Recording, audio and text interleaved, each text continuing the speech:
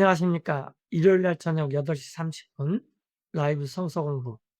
오늘은 일곱 번째 시간으로 계약, 언약을 완성하기 위한 유언이라는 제목으로 성경 공부를 시작하겠습니다. 하나님의 법 이야기를 계속 공부하고 있습니다. 첫 번째 시간에는 모세의 법과 성령님의 법. 모세의 법은 속박, 사망에 이르게 하고 성령님의 법은 해박, 생명에 이르게 한다. 모세의 법, 소위 율법이라는 것은 복도 있지만 저주도 있습니다. 이거에 대해서 공부를 했고, 세 번째, 사랑으로 일하는 믿음만이 하나님의 모세의 법의 올바른 정신이다. 그래서 이 믿음을 통해서 법을 세워야 된다.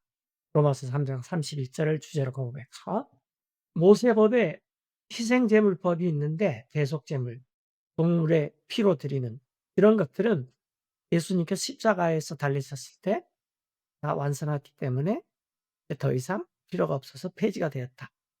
이것과 더불어 성직자직, 아론의 지파에서부터 멜기세덱의 반차에 따른 성직자직으로 변화돼서 모든 성도들이 다 성직자가 된다. 아닌 사제들에 대해서 우리가 공부를 했었죠. 그리고 오늘 이 시간에는 소위 구약이라고 하는 구유언 성경을 보면 많은 하나님의 계약, 언약들이 있습니다.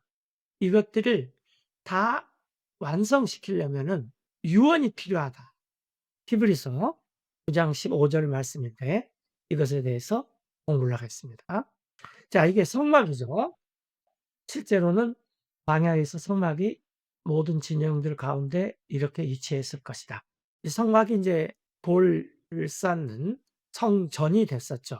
솔로몬 시대 때. 지금은 AD 70년에 다 불타서 없어졌지만은 모형이 예루살렘에 있는 것입니다. 성전에서 성소에서 가장 중요한 역할을 하는 대성직자의 모습이고요. 이런 성소에서 삼겹고 앞에 부분이 성소, 뒤에 부분이 지성소. 그래서 성소와 지성소 사이에 베일, 가리는 천이 있었는데 대성직자가 1년에 한 번씩 피를 가지고 그 안으로 들어가서 하나님을 만났죠. 그 용키푸르, 속죄일이라고 하는 날에. 그런데 예수님이 십자가에 달리셨을 때 성소에 있는 가리는 천이 위에서부터 아래로 쫙 찢어져서 없어졌습니다. 이것은 예수님의 육체가 찢어짐으로써 하늘에 있는 참 성전으로 예수님이 들어가셔서 이제 우리를 다 하늘에 있는 지성소로 들어갈 수 있도록 길을 터놨습니다.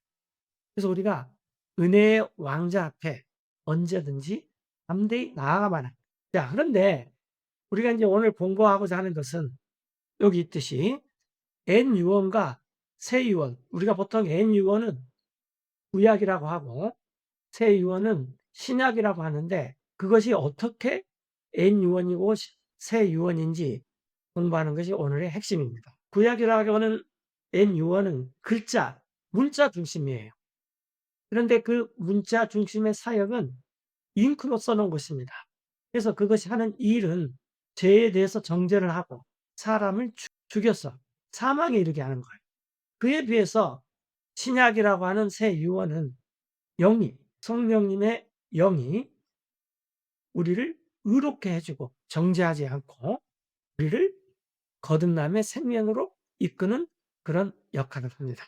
이것이 쓰여진 것을 보면은 N유언은 돌판에 쓰여졌어요. 그러나 새 유언은 마음판에 새겨졌습니다. 그리고 이것은 모세의 영광이 있었죠. 그런데 이 영광은 새로운 영광, 즉 새 유언이 오면 없어져 버립니다. 새 유언의 영광이 훨씬 더 뛰어난 영광인 것입니다. 이것은 앞으로 계속 있을 것입니다. 멜기세덱의 계통의 영원한 성직자가 계속 있듯이 새 유언은 계속 있을 것이다. 이 영광이. 그리고 이것은 모세 없어져 버릴 영광으로부터 예수 그리스도의 영광으로 변할 것인데, 그래서 모세가 이스라엘 사람하고 하나님을 만난 후에 이야기를 할 때에 너무 얼굴에 빛이 나니까 가리는 베일을 썼어요. 근데 이것은 결국 우리가 조금 이따 살펴볼 고린도후서에서 보면은 사람들의 마음을 가려놨다. 그런 말을 합니다. 그러나 이것이 예수 그리스도께로 오면은 벗겨져서 하나님의 영광에, 하늘에 있는 지성소에, 하나님의 왕자에 언제든지 담대히 우리가 나아갈 수가 있다. 모세의 법은 죄와 사망의 법입니다. 죄와 사망에 예속되어서 그의 속박 속에서 살고 있는데, 그러나 생명의 성령님의 법은 우리에게 생명을 줄 뿐만 아니라 해방을 가져다 줍니다. 그리고 해방돼서 통치에서 벗어난 영원한 자유를 누리게 하고, 이것이 완전한 자유로 우리를 이끈다. 완전한 대로. 이것을 받는 대상은 누구냐? 옛 유언은 이스라엘 사람들만 받습니다. 그래서 아직도 새 유언을 모르는 이스라엘 사람들은 옛 유언만 성경이라고 믿고 있는 거죠. 그러나 새 유언은 교회는 이스라엘 사람이든 이방인이든 상관없이 예수 그리스도로 거듭난 사람들은 다 이 새 유언에 참여하게 되는 것입니다. 이걸 또 다른 새 계약이라는 언약이란 말이 나오고 새 유언이라는 말이 나오는데, 이게 이제 오늘 이것을 우리가 잘 이해하면은 복음의 핵심을 이해하는 거고, 왜 계약이 유언이 됐느냐 이걸 이해하는데, 새 계약은 당사자 하나님과 수혜를 보는 사람이 북왕국 이스라엘과 남왕국 유다입니다. 즉 통일 이스라엘이죠. 왜냐하면 이스라엘이라는 말은 북왕국을 가리킬 때가 또 많이 있으니까. 새 유언은 이 세상 사람들 가운데서 거듭난 모든 사람에게 다 혜택이 돌아갑니다. 이 새 유언은 이미 예수님께서 십자가에 달리셨을 때 성취가 되었어요. 그러나 이스라엘이라는 국가한테는 아직 이게 성취가 되지 않고 성취되어질 일로 남아 있습니다. 오늘 제목이 뭐냐면은 언약들, 계약들을 완성시키기 위해서는 유언이 필요하다. 즉 계약에서 유언으로 바꿔져야 된다라는 것입니다. 이것이 히브리서 9장에서 아주 잘 나와 있는데 이것을 살펴보겠습니다. 히브리서 8장에 보시면은, 이는 만약에 그 첫 계약이, 여기에서 말한 첫 계약이라는 것은 모세의 법을 말하는 거예요. 흠이 없었다면, 그런데 흠이 있었다는 얘기죠. 그렇다면은 여지가 없었을 것입니다. 둘째 계약, 이것이 에레미야 31장 31절에서 나오는 새 계약이에요. 그것이 요구되어지는 여지가 없었을 것입니다. 그런데 이 첫 계약, 모세의 계약에서 흠을 발견하고는 하나님께서 이렇게 말씀하십니다. 보라, 날들이 온다. 이게 이제 에레미야 31장 31절. 새 언약, 새 계약이죠. 주님께서 말씀하십니다. 내가 새 계약을 세울 것인데 이스라엘 집과 유다 집과 더불어, 북왕국 이스라엘과 남왕국 유다와 더불어, 즉 온 이스라엘과 더불어 새 계약을 세운다 했어요. 그러나 우리는, 만약에 우리가 지금 이 새 계약은 이방인들한테 세운 것이 아닙니다. 아까 슬라이드에서 봤듯이 새 유언은 이스라엘이든 이방인이든 상관없이 지구상에 있는 모든 사람한테 해당되는 것입니다. 그러나 새 계약은 유태인들, 우리가 소위 말하는 이스라엘인들한테만 해당되는 거예요. 그런데 이 계약은 이런 계약은 아니다. 즉 그들의 조상들과 맺은 계약, 나 하나님이 모세와 맺은 계약을 말하는 거죠. 그날에 내가 그들의 손을 붙잡고 이집트 땅으로부터 이스라엘을 끌어내왔을 때, 그의 모세의 법, 율법, 이게 옛 계약이라고 한다는 거죠. 첫 계약. 이것은 그들이, 이스라엘 사람들이 머물지 않아요. 나 하나님의 계약 안에. 하나님의 계약의 내용이 문제가 아니라 그 계약 안에 머물지 않는 것이 문제가 됐다는 거죠. 왜냐하면 그것이 돌판에 쓰여졌기 때문이죠. 그래서 하나님께서 새 계약을 가져와서 이 이스라엘의 마음판에 새기는데, 이스라엘의 마음판에 새길 뿐만 아니라 모든 이방인들의 마음판에도 새긴다라는 것입니다. 그래서 내가 이스라엘 사람들을 개의치 않았습니다. 주님께서 말씀하십니다. 그런데 새 계약, 에레미야 31장 31절에서 말은 이 새 계약은 이스라엘 집과 세울 테인데 이때 이스라엘은 통일 이스라엘을 말해요. 북왕국만 말하는 게 아니에요. 언제 세우냐면 그런 날들 후에 주님께서 말씀하신데 내가 나의 하나님의 법을 이스라엘의 생각 속에 두고 그것들을 기록할 것이다. 그들의 마음에다. 그런데 이스라엘 딱 기록하기 전에 이방인이든 이스라엘이든 예수님의 피를 받아들이는 사람, 예수님의 죽음을 받아들이는 사람을 새 유언으로 만들어서 모든 일을 구원했지만은 정작 국가적인 이스라엘은 이 계약이 적용되는 것이 아직도 이루어지지 않았다라는 것입니다. 그들의 마음속에 기록할 것이다. 그러면 내가 그들 이스라엘 민족에게 한 하나님이 되고 그들은 나에게 한 백성이 될 것이다. 그래서 이스라엘 사람들이 가르칠 필요가 없어요. 마음판에 새겨졌기 때문에. 자기 이웃에게 각 사람마다 형제에게 주님을 알라. 그렇게 가르칠 필요가 없는데 이는 모두가 다 나를 알기 때문이다. 이스라엘 사람들이 작은이든 큰 자든 내가 긍휼히 여길 것이다. 이스라엘의 불의에 대해서. 그리고 그들의 죄들과 불법을 내가 더 이상 기억하지 않을 것이기 때문입니다. 그분께서 새 계약이라고 말씀하셨는데 즉 지금 이 새 계약은 모세의 계약을 옛 계약, 에레미야의 계약을 새 계약 이렇게 비교하고 있습니다. 처음 것은 즉 모세의 것은 낡게 하였습니다. 그래서 이제 이 낡아지는 것은 썩어지는 것이고 그것은 사라져 버릴 것입니다. 실로 그 첫 계약 우리가 슬라이드 이미지를 봤듯이 이 모세의 계약 아래서는 하나님을 섬기는 규례들이 있는데 그것은 세상에서 만들어 놓은 성소가 있어요.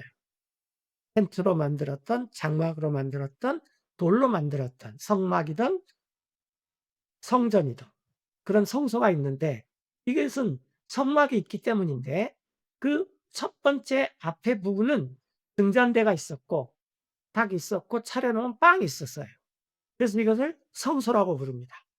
그런데 그 두 번째 베일 뒤에는 성로 첫 번째 성소와 지성소 사이에 있는 그 두 번째 베일 뒤에 있는 성막은 지성소라고 부릅니다.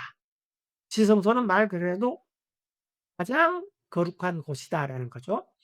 거기에는 금 향로가 있었고 또 언약궤가 있었는데 금으로 다 입혀져 있어요. 거기에는 또 금 항아리가 있었고 거기 안에는 만나가 있었습니다. 또 아론의 쌍난 지팡이가 있었고 하나님께서 모세에게 준 돌판, 두 돌판, 모세법을 기록해 놓은 소위 십계명이라고 하는 10가지 명령을 기록한 두 돌판이 있었습니다. 그런데 그 위에는 영광의 캐룹들이 마치 이 뚜껑처럼 긍휼의 자리를 덮고 있었는데 그것들에 대해서 지금 우리가 낱낱이 말하고자 하는 게 목적이 아니에요. 이것들이 이런 식으로 하나님께서 하늘에서 딱 지정을 해 놨는데 성직자들이 첫 장막 안으로 항상 들어가서 하나님의 섬기는 일을 수행했습니다.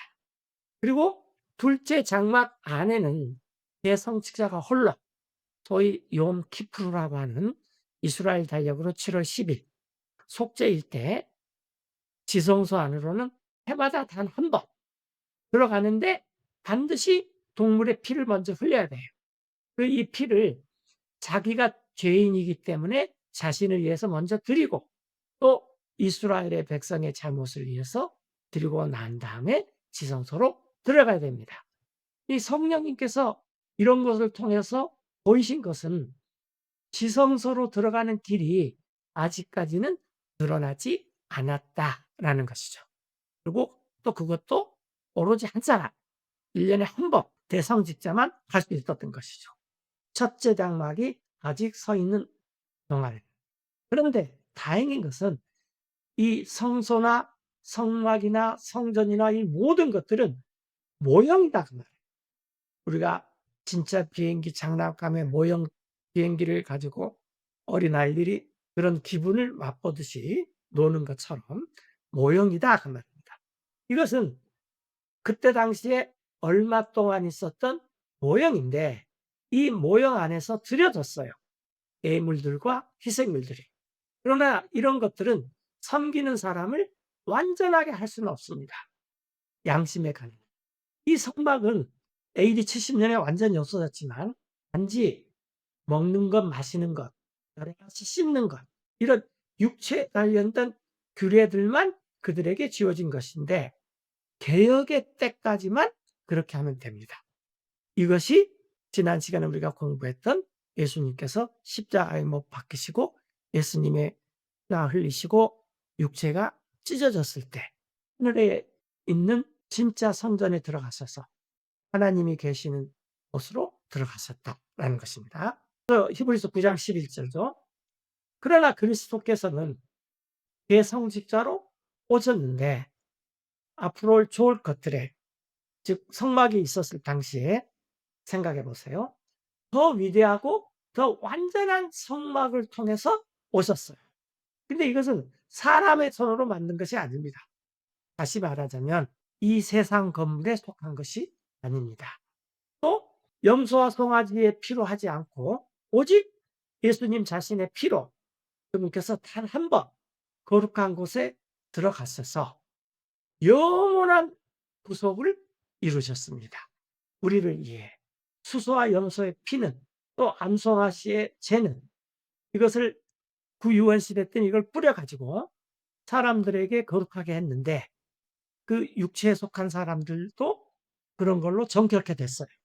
그렇다면 얼마나 더 그리스도의 피가 그분께서는 영원한 성령을 통해서 자신을 드렸는데 흠없이 하나님께 죽은 행실에서 우리들의 양심을 깨끗게 하기 위해서 그래서 살아계신 하나님을 섬기게 하지 않겠습니까? 이것이 예수님께서 개혁시키는 십자가에서 피를 흘려서 우리가 다 성직자가 되게 하는 개혁의 때가 그때라는 거죠. 그리고 나서 이제 더 이상 개혁을 하면 안 됩니다. 이것은 십자가의 주님의 사역을 엿보이는 것입니다. 우리 모두가 다 성직자가 된 것입니다. 이런 까닭에 그리스도께서는 중재자이신데 갑자기 새 유언이 나와요. 앞에서는 새 계약이 나왔는데 갑자기 새 유언이 나오는 게 왜 나오냐면은 앞에서 나온 에레미야 31장 31절이 완성되려면 유언이 먼저 있는 다음에 그것이 완성되어진다라는 것입니다. 이것은 죽음으로써 범법했던 사람들을 계속해서 첫째 유언 아래에 있었던, 즉 첫째 유언은 모세의 법 아래에 있었던 그 말이죠. 그래서 예수님께서 새 유언이다. 모세 법이 왜 유언이냐? 계약이 아니라. 그런데 그 계약의 내용을 이렇게 쭉 살펴보았더니 결국은 하나님께서 죽어주셔야지만 그 계약이 이루어질 수가 있더라라는 거죠. 그래서 예수님께서 이 땅에 오시는 것은 모세의 법을 폐지시키러 온 것이 아니라 완성시키시러 왔다는 것입니다. 완성됐기 때문에 없어져도 괜찮다라는 거예요. 완성되지 않으면 없어지면 안 되지만 그리고 완성된 이후, 개혁이 된 이후에는 모세의 법은 특별히 제사법은 완전히 지키면 안 된다라는 것입니다. 이것들은 첫째 유언 아래서 부르심을 받은 그들이 이제는 영원한 상속을 주겠다고 하나님께서 약속을 했는데 그것이 이루어지기 위해서는 하나님께서 몸으로 오셔가지고 하나님의 피로 우리를 사 주셔야지만 이루어지는 것이다. 근데 이것은 계약 관계가 아니라 계약은 A가 있고 B가 있으면 A가 잘못하면은 계약을 위반하면 A가 책임을 져야 되고 B가 잘못 이행하면 B가 책임을 져야 되는 것이에요. 그러나 유언은 유언하는 자가 죽어야지만 그것이 완성되는 것입니다. 하나님께서 계약의 내용들을 쭉 보면 새 계약의 내용을 보면은 영원한 상속을 주겠다는 약속이 이루어지려면은 유언이 있어야 된다. 이것을 제대로 가르쳐 준 성경은 킹제임스 성경밖에 없습니다. 원어 성경도 이걸 가르쳐 주지 못합니다. 그리스어는 계약이나 유언이나 디아다케라는 똑같은 한 단어로 쓰이기 때문에 정확히 구별이 안 될 때가 많아요. 킹제임스 성경에서는 유언과 계약을 구별해서 합치될 때도 있지만 따로 될 때도 정확히 구별해서 복음을 훨씬 더 선명하고 분명하게 우리에게 전달해 줍니다. 자, 그 이유는 영원한 약속을 주겠다는 약속, 즉 첫째 유언 아래에서 그런 약속이 이루어지기 위해서 반드시 새 유언이 필요하고 죽음으로써 중개가 필요하는데 이것은 예수님의 사역이다. 그 이유는 유언이 있는 곳에서는 반드시 필요한 게 유언하는 자가 죽어야만 됩니다. 왜냐하면은 유언은 효력이 있으려면은 그 사람이 죽은 후에야 효력이 있어요. 내가 유언을 써놓고 죽지 않으면 내 유언장이 효력이 없습니다. 계약은 그렇지 않죠. 만약에 그렇지 않으면 전혀 힘을 쓰지 못합니다. 유언자가 살아있는 동안입니다. 오늘 시간이 되면은 그 유언에 안 되면 다음 시간에 한 시간 더 하고요. 그 유언의 모든 계약들이 어떻게 되어졌고 그것들이 어떻게 효력이 있는지를 살펴볼 수가 있습니다. 그 유언은 그 계약들이 언약들이 어떻게 이루어지느냐. 그런데 이루어질 수가 없어요. 예수님께서 죽으셔야 되지만 예수님이 하나님이시니까 유언자가 죽을 때까지는 이런 것들이 도대체가 이루어질 수 없다는 거예요. 그래서 히브리서에서 새 계약인 에레미야 31장 31절과 모세의 계약만 이렇게 비교를 하면서 모세의 계약을 중심으로 말라기까지는 다 옛 유언이고 즉 그림자적인 유언이죠. 예수님께서 십자가에 죽으신 이후에 하나님께서 죽으셨고 부활하셨기 때문에 죽었기 때문에 유언의 내용들이 효력이 있어서 그 유언에 있는 모든 계약들, 언약들을 다 완성시킬 수가 있다라는 것입니다. 이것이 복음의 가장 큰 핵심입니다. 그러므로 말씀하기를 첫째 유언, 모세의 법에 속한 그런 것도 물론 이걸 계약이라 해도 좋지만 이제 새로운 유언이 있기 때문에 옛 유언이 있었다 그 말이죠. 이 첫째 유언 또한 피 없이 봉헌되지 않았습니다. 모세가 이야기했을 때 모세법의 613가지의 모든 훈례들 법에 따라 모든 백성에게 모세는 피를 취해 가지고 동물들이죠. 물과 함께 또 주홍색 양털과 함께 우슬초를 함께 거기에 피를 적셔 가지고 그걸 뿌렸습니다. 책과 모든 백성에게. 이렇게 말했어요. 이것은 피입니다. 물론 구유언 성경은 계약의 피입니다. 이렇게 말을 했어요. 그러나 이 계약이 성립되려면은 하나님과 이스라엘이 계약을 맺었지만 하나님께서 죽어 주셔야지 마음판에 하나님의 법이 쓰여지는 일이 일어날 수가 있는 거다. 이것은 결국은 유언의 피다라는 것이죠. 이것은 유언의 피입니다. 하나님께서 분부하신 여러분에게. 게다가 모세는 뿌렸어요. 피를 성막에도 뿌렸고 섬기는 모든 그릇에서 다 피를 뿌렸어요. 거의 모든 것들이 피로써 법에 의해서 깨끗하게 됐습니다. 피 흘림이 없으면 죄사함이 없기 때문입니다. 피를 흘려야 된다. 주님께서 반드시 피를 흘려서 죽는 것이 필요하고 새 계약이 성취되려면 먼저 유언이 성취된 다음에 새 계약이 성취될 수가 있다라는 것입니다. 그러므로 필요가 있었어요. 하늘에 속한 것들의 이런 양식들, 모형, 모세의 성막, 솔로몬의 성전 이런 것들은 다 모형이라고 했죠. 이런 패턴들, 양식들은 깨끗하게 될 필요가 있었습니다. 이런 것들을. 그러나 하늘에 속한 것 자체는 더 나은 희생물로 드려야 됩니다. 이런 것들만. 그래서 그리스도께서는 들어가지 않았어요. 손으로 만든 거룩한 곳에 모세의 성막이나 솔로몬의 성전 안으로 들어가지 않았어요. 혹은 복음서에서 예수님께서 성전에서 가르치셨다 그러는데 그것은 성전 성소 바깥에 있는 뜰을 말하는 것입니다. 손으로 만든 성소 거룩한 곳에 들어가지 않았습니다. 이것들은 모양이기 때문이에요. 참된 것에 오직 하늘 그 자체에 들어갔습니다. 그래서 이제 우리를 위하여 하나님께서 그때 택함하셨어요. 하나님, 우리 인간들을 위해서 나 예수님이 중재자가 돼서 내 피를 흘렸습니다. 결국 하나님이 모든 것을 다 하신 거죠.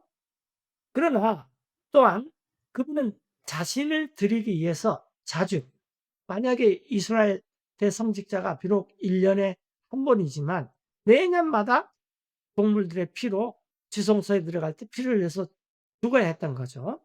동물들이 대성직자가 들어가는 것처럼 거룩한 곳에 해마다 다른 것을 피를 가지고, 그리고 예수님도 하늘에 있는 곳에 매년 자신의 피를 흘려야 되느냐? 그렇지 않다라는 것이에요. 만약 그렇다면은 그분께서 자주 고난을 당하셔야만 했었지만은 창세 이후로, 그러나 이제 단 한 번 세상 끝에 그분께서 나타나셨습니다. 죄를 제거하기 위해 자신을 희생물로 드렸어요. 그래서 예수님께서는 단 한 번 하늘에 있는 곳으로 들어가서 자신의 피를 흘리면 됐지, 대제사장처럼 매년 이스라엘에 매년마다 다른 동물의 피를 흘려서 자주 고난을 받을 필요가 없으셨다. 그리고 이것이 사람에게 정해졌는데, 사람도 한 번 죽지 여러 번 죽지 않는 것처럼 한 번 죽는 것이, 그러나 그 이후에는 심판이 있는 것처럼 이와 같이 그리스도께서도 한 번 들여주시고 죄들을 감당하기 위해 많은 사람들의, 또 그들에게, 자신을 기다리는 그런 사람들에게 나타나실 것입니다. 두 번째, 죄와 상관없이 구원에 이르게 하기 위해서. 이건 우리의 구원은, 영혼은 구원받았지만 아직 몸은 구원받지 못했습니다. 예수님께서 두 번째 나타나면은 우리 몸이 부활의 몸, 영생의 몸으로 구원을 받을 것입니다. 다시 말씀드리지만은 우리의 영혼은 우리가 예수님을 믿을 때 구원이 이미 완성이 됐어요. 그리고 그때서부터 영생은 시작됩니다. 근데 우리의 몸은, 우리가 영생이 지금 있음에도 불구하고 언젠가는 죽게 됩니다. 사고로 죽든 질병으로 죽든 천수를 누리고 죽든 죽게 되는 거예요. 이 몸이 예수님 오실 때 다시 영원한 영생의 몸으로 구속이 완성된다. 고린도후서 3장인데 여러분들은 우리의 편지입니다. 우리 마음속에 쓰여진, 모든 사람에게 알려지고 읽혀진, 성도들을 보면 그 사역을 알 수 있다, 그 말이죠. 여러분 분명히 드러났는데 그리스도의 편지라는 것이 우리 사도들의 사역으로 돼. 이것은 잉크로 쓴 것이 아닙니다. 우리가 지금도 이 성경을 잉크로 쓴 것을 읽는 사람들이 많아요. 살아계신 하나님의 성령님에 의해서 쓴 것인데 볼판에 쓴 것이 아니요, 우리 육의 마음 안에다가 기록해 놓은 것입니다. 이것은 우리 사도들이 자격이 있어서가 아니라 우리 자신들이 생각할 만큼 무슨 일을 우리가 할 만한 그런 자격증이 있다. 우리의 자격은 하나님에서 난 것입니다. 그분께서 또한 사도들을 유능한 사역자로 삼으셨는데 새 유언에, 만약에 이것이 새 계약의 사역자로 삼았다면은 이스라엘 사람들만 사역하는 것이에요. 새 유언은 이스라엘이든 이방인이든 교회가 새 유언의 사역지가 되는 것입니다. 문자의 사역자가 아니라 영의 사역자입니다. 이는 문자는 죽이는 것이지만 영은 생명을 주기 때문입니다. 성경을 읽으면 성령님께서 우리에게 그 문자에서 영으로 성령님의 일을 하시게 되는데, 그때 이 하나님의 법이 우리 마음판에 새겨지게 된다. 그러나 죽이는 직분, 모세의 법은 사람을 죽이는 거죠. 새겨져 있는데 써서 돌판에다가, 그것도 영광이 있다 그랬어요. 그래서 비록 이스라엘 자녀들이 주목할 수가 없었어요. 왜냐하면 모세가 하나님을 만나고 왔는데 빛이 너무 났기 때문에 이렇게 베일로 가렸지 않습니까? 모세의 얼굴을 주목할 수 없었는데 그는 그 얼굴에 있는 영광 때문에, 모세가 이렇게 베일을 가린 것은 이것은 사라져버릴 영광이니까 보지 말아라, 그런 뜻이 있었다는 거죠. 그 영광은 없어질 것입니다. 그런데 영의 직무는 얼마나 더 영광스럽겠습니까? 정죄의 직무, 모세의 법이 하는 일은 정죄하는 일이에요. 그것도 영광이 있었는데 훨씬 더 의롭게 하는 직무, 성령님께서, 이것은 영광에서 굉장히 뛰어났기 때문입니다. 심지어 영광되었던 것 모세의 법조차도 전혀 영광이라고 할 수가 없어요. 계약은 유언에 비하면은 영광이 아닙니다. 유언이 어마어마한 영광이기 때문에 계약도 영광이 있는 것입니다. 이 점에서 더 뛰어난 영광 때문에 만약 이렇게 없어지는 것도 영광스럽다면은 얼마나 더 훨씬 더 계속 남아있을 것은 영광스럽겠습니까? 그러므로 우리가 보는데 이러한 소망이 우리가 있어요. 우리가 매우 분명한 말을 하는데 그리고 우리는 모세처럼 말하지 않아요. 모세는 말을 할 때 베일을 이렇게 가리면서 말을 했다라는 거죠. 예, 자기 얼굴에. 왜냐하면 이스라엘 자녀들이 주목하지 못하게 했어요. 나중 일을. 왜냐하면 모세가 말하는 이것들은 결국 없어져 버리기 때문에 이것을 보지 말고 더 나은 영광을 보십시오. 즉 계약을 통해서 유언을 보십시오. 유언이 이루어지면 계약의 모든 내용들은 다 이루어집니다. 그러나 그들의 마음이 눈이 멀어 있는데 이날까지도 이날이라는 것은 사도 바울이 고린도서를 쓴 AD 60년경을 말하는 거죠. 그 베일이 남아있기 때문입니다. 아직도 이렇게 베일이 남아있는 사람들이 많아요. 옛 유언을 읽을 때 벗겨지지 않는 채. 그러나 그 베일은 그리스도 안에서 없어졌습니다. 옛 계약이라 그러면은 모세의 계약만 말하고 새 계약이라 그러면 에레미야 31장 31절만 말을 해요. 그런데 이제 유언이 되면은 새 유언이 되면은 노아, 아브라함, 모세, 다윗, 에레미야 그 밖에 또 많은 계약들이 하나의 유언처럼 남아 있어서 우리가 이것을 옛 유언, 소위 우리는 구약이라고 하는데 사실은 옛 유언, 구유언이라고 해야 되는 거죠. 이런 것들은 우리가 벗겨져서 그 내용을 알아야 되는데 아직도 그것을 벗겨져서 들여다보고 있다라는 거죠. 심지어는 그걸 가지고 새 유언을 이렇게 들여다보는 사람도 있습니다. 배를 있는 채로. 하지만 이날까지도 모세의 글을 읽을 때 그 베일이 그들의 마음을 덮고 있습니다. 그럼에도 불구하고 그들의 마음이 주님께로 돌아온다면 그 베일은 벗겨질 것입니다. 왜냐하면 주님께서는 그 영이에요. 그 영인데 주님의 영이 계시는 곳에는 자유함이 있기 때문입니다. 그러나 우리 모두는 벗은 얼굴로 거울을 보듯이 주님의 영광을 바라보면서 변화되었어요. 동일한 음성으로. 모세의 영광에서 주님의 영광 다 변화되었습니다. 개혁되었다는 거죠. 주님의 영께서 하시는 것처럼. 계약에서 유언으로 옮겨졌고 이 유언이 완성돼야지만 모세의 계약, 새 계약도 다 완성되어지고 모세의 계약은 없어져 버릴 것이다.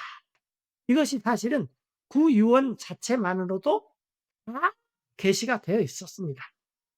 그런데 예수님께서 실체로 오셔가지고 하늘의 성소에 들어가시는 일을 하셨는데도 불구하고 이스라엘 사람들은 아직도 베일이 있기 때문에 이것을 보지 못한다라는 거죠. 이 베일을 예수님께서 자신의 몸이 찢어지고 피를 흘리셔서 한 번에 우리를 하늘에 있는 지성소로 옮기셨습니다. 멜기세덱의 성직자 계율을 따라서. 그래서 우리가 언제든지 소망에 닿을 그 베일 안에 지성소에 다 두고 흔들리지 않게 이 세상을 살아가는 것이 많은 성직자들이 많은 사제들이 해야 될 일인 것입니다.